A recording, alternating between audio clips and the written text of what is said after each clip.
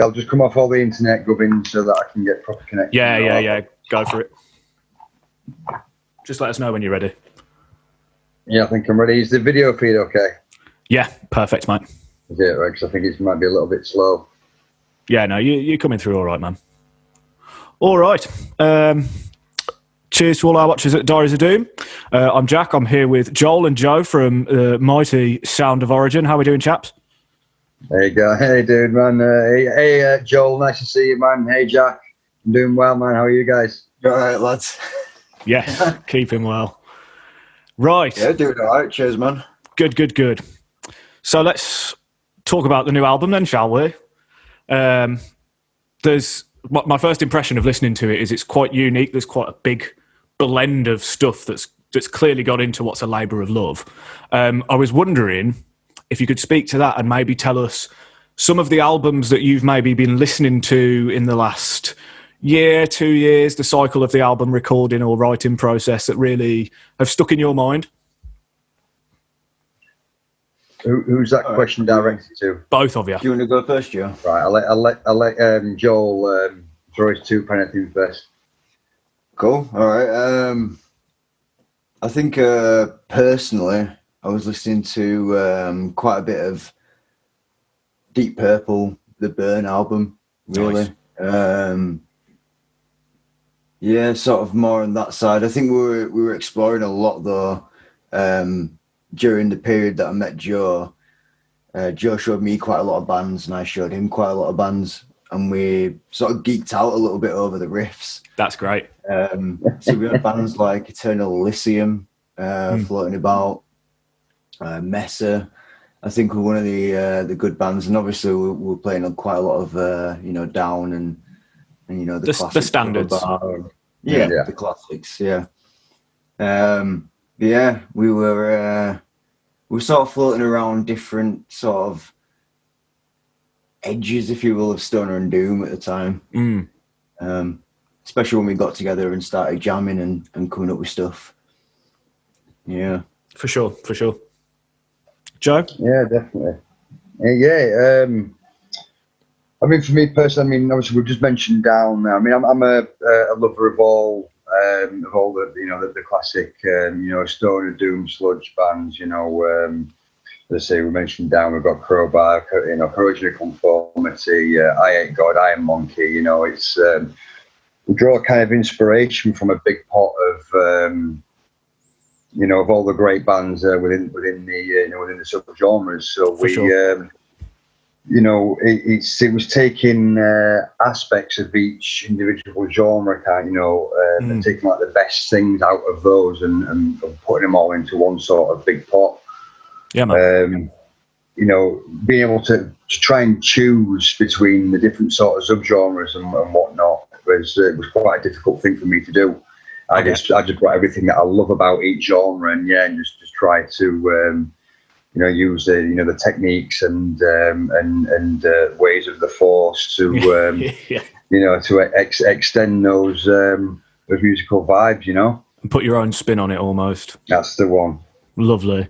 Now, as I understand it, and correct me if I'm wrong, but quite a bit of the writing for this was actually completed before Joel was in the band. Is that right? There was a large portion of the album that was already sort of pre-written. There was a few of the tracks sort of kicking about here and there that didn't really sort of make the cut for this particular release. We're probably going to look into somewhere down the line anyway with some of the rough cuts, but it was. I forget what that was. I hate it when that happens. Well, how do you think when Joel came in? How do you think that sort of changed perhaps what was already written or what was to be written?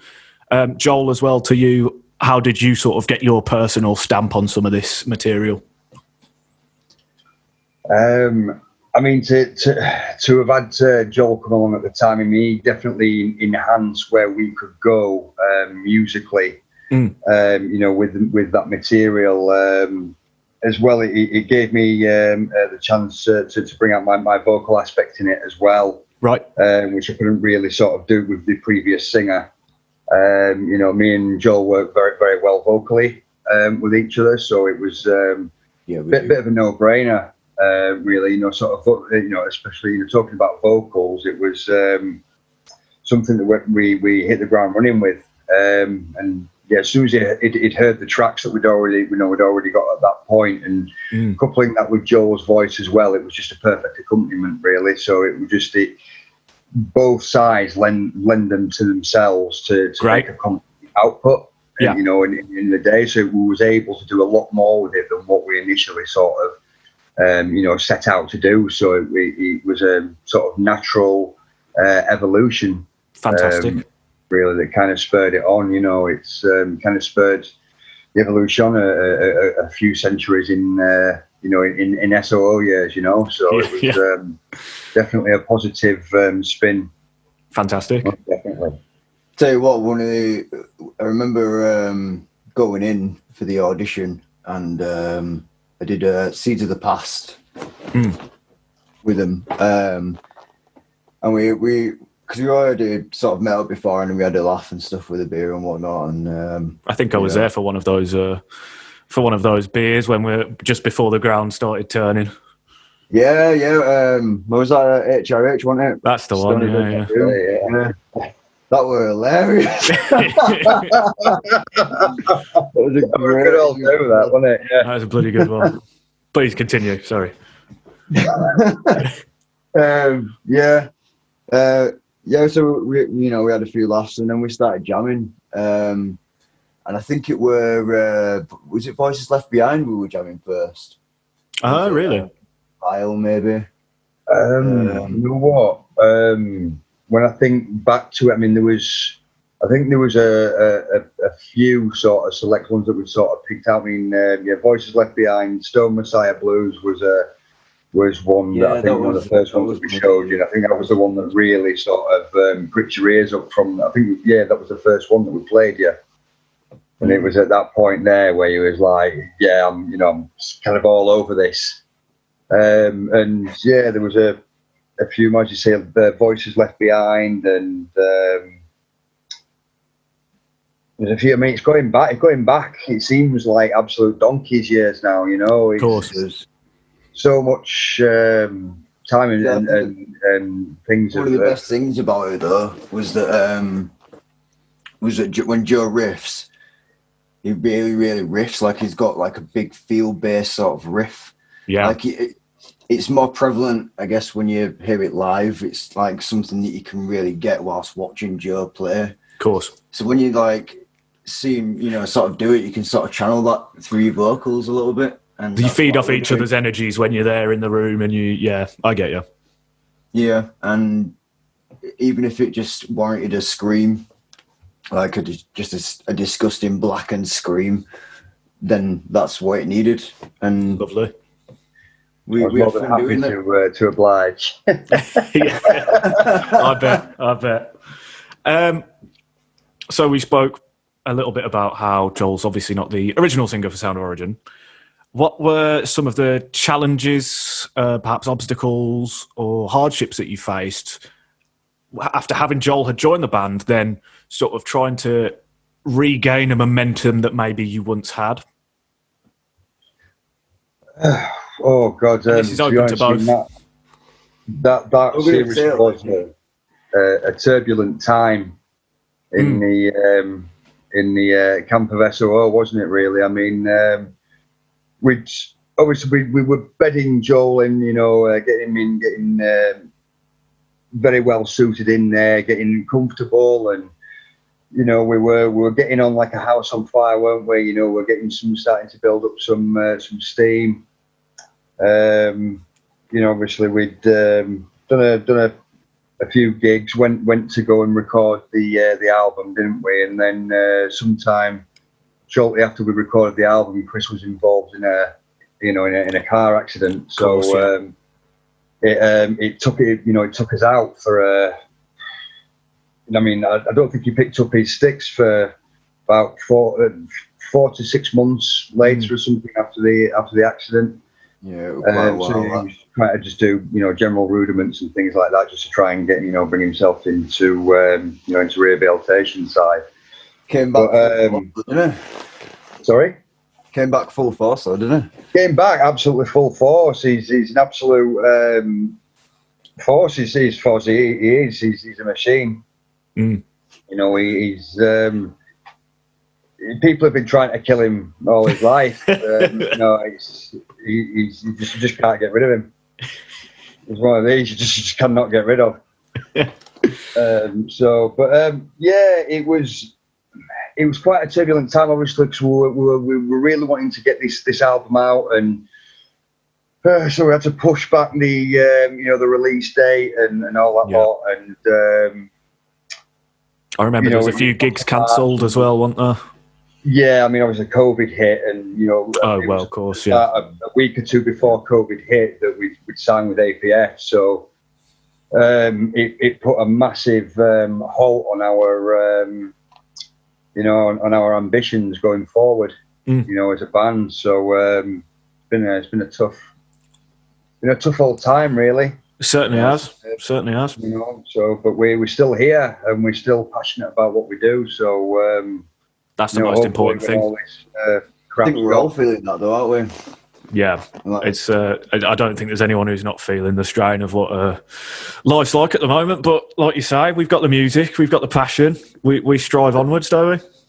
Well, that's it, isn't it? I mean, you've got to do. I mean, with the absolute deluge of awesome music that's that's literally available to your fingertips is just utterly amazing. Yeah, for sure. So many good bands out there.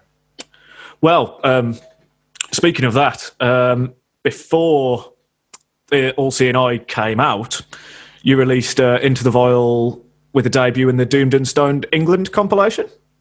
Is that right? We did. Yeah. I was just wondering, perhaps, maybe not necessarily just off that compilation, but maybe some of your favourite contemporaries, people that you gig with regularly, some of the standouts for you guys on the scene at the moment. Okay. Where do you want to answer that, Joel? Do you want to give again some more of your two penny? Yeah, actually, I know they're not very local, but I know that High Priestess were really cool when we played with them. From LA, yeah. One of my favourite bands from around here. Kind of like Cyclona. They're we all used to be in the car, and we used to sing Down in the Valley, which were ace, man. Nice. Yeah, we used to have a good time doing that. What else, man? God, it's been a casting your mind back to when gigs were still a thing as to who you used to play with. Yeah, it's like who I played with I mean, there's loads of people who I would consider way above our sort of level. You've got like Mage and bands like that are Thunderhoof, mate. Thunderhoof, yeah. Thunderhoof, we very, very much love.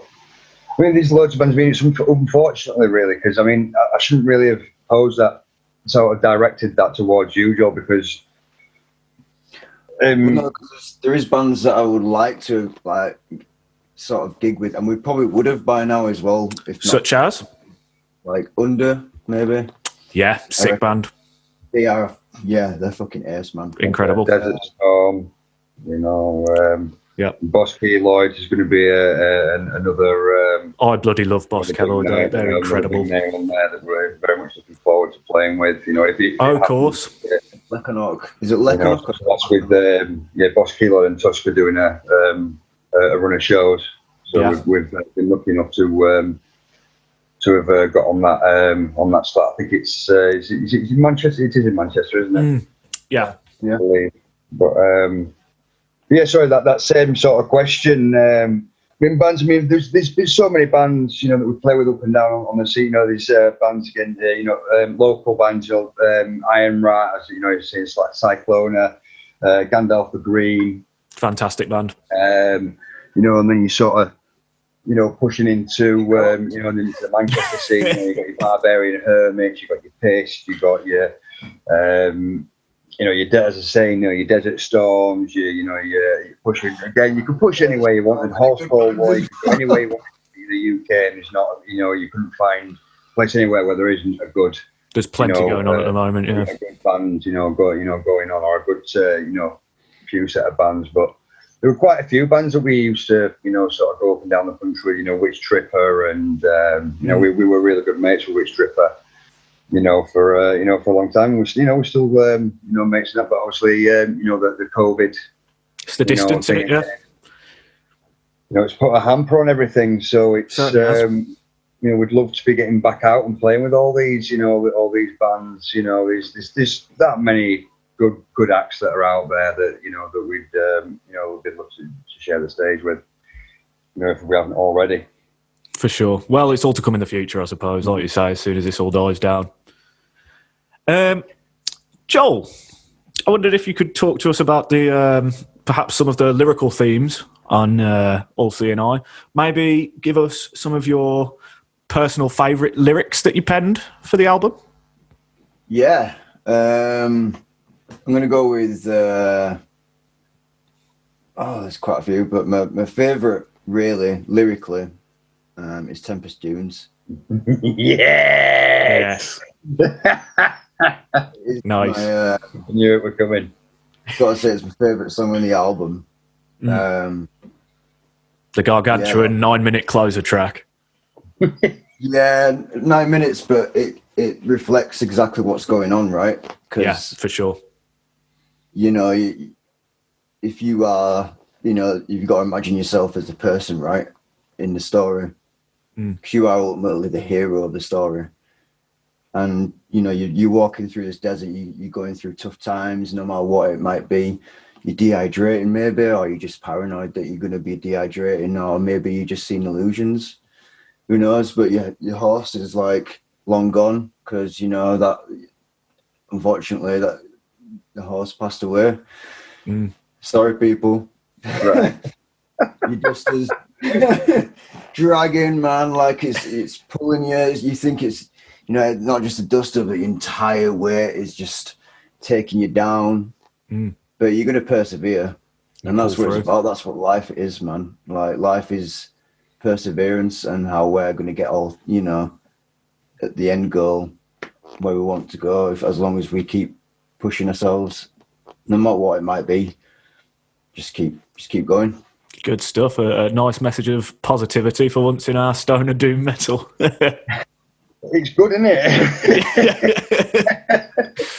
Always nice when a doom song makes you smile. Oh yes. So, gents, we'll begin to wrap up. I'll say the floor is yours. Anything particular in the pipeline that you can give us an inkling about? Perhaps any dates for our calendars? Obviously, the Boss Kelloyd gig. Obviously, with the ongoing situation, we didn't really want to be taking on anything. Just, we didn't want to disappoint ourselves, and we didn't want to disappoint anybody else neither. So it's completely when we can go back out and do this, where it's it's safe and everyone can enjoy gigs as we love and remember them. There's that. But apart from that, we've got a couple of records in the pipeline coming up. We're going to do a low and slow EP, sort of for the interim. Fantastic. Just to get a load of the old sort of tunes out of the way, and sort of start again. We've got loads of ideas for another album as well, where we're going to be sort of throwing in some of the pots and pans in there, and just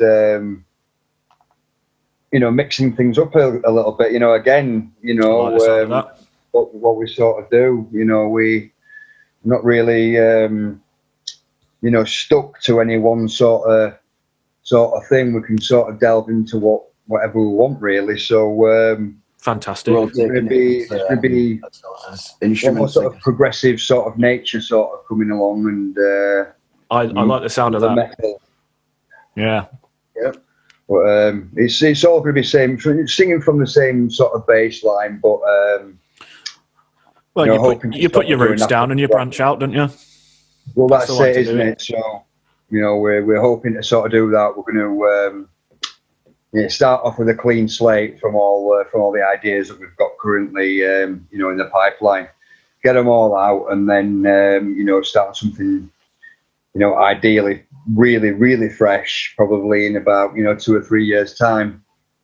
You know, Okay, after we've done, you know, touring the All Seeing Eye, and then there's another 2, you know, releases on the way as well. So yeah, it should bode well for the future. Really, it's going to be an exciting time. So, Yeah. but it's just getting from that case to you know, to the next, isn't it? You know, we've all got to hang on, and hopefully we can come out the other side of this and throw ourselves into this. You know, It's like me and Joel were saying just before. You take each day as it comes at the moment, don't you? you do, don't you?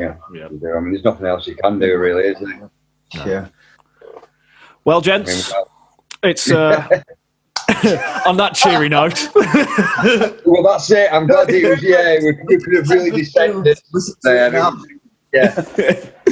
Yeah, gents, thanks so much for your time tonight, guys. You're welcome, Jack. It's been a pleasure. Yeah, thank you very much, man. Yes. We'll be seeing you again soon, yeah? Yeah, man, absolutely. Cheers, boys. You know, at a show with a bevy. Fingers crossed, gents. Fingers crossed. I know you.